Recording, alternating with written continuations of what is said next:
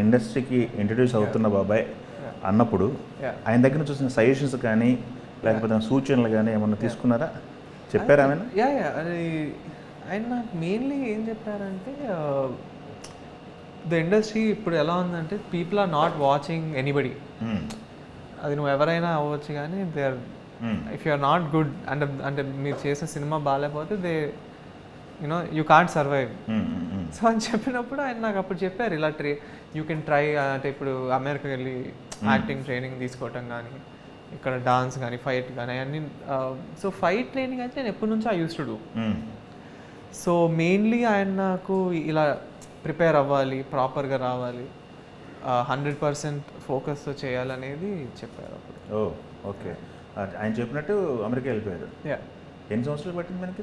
ఏం చేశారు? సో నేను I was there for almost 2 years in న్యూయార్క్లో లీ స్ట్రాస్బర్గ్ అనే ఇన్స్టిట్యూట్లో I was there for almost 1.5-2 years.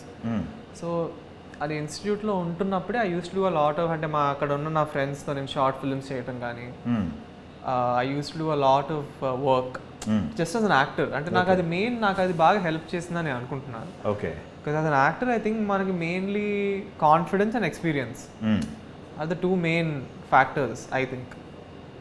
So నాకు అమెరికాలో మెయిన్లీ అది నాకు వచ్చింది, ఎక్స్పీరియన్స్ వచ్చింది. ఓకే, కెమెరాని ఎలా ఫేస్ చేయాలి, కెమెరా ఫేస్ మనుషులతో పనిచేయటం, మాట్లాడటం, ఒక క్రియేటివ్ ఫీల్డ్లో ఎలా ఉండాలి, అదంతా నేను అక్కడ బాగా నేర్చుకున్నాను. Okay, super.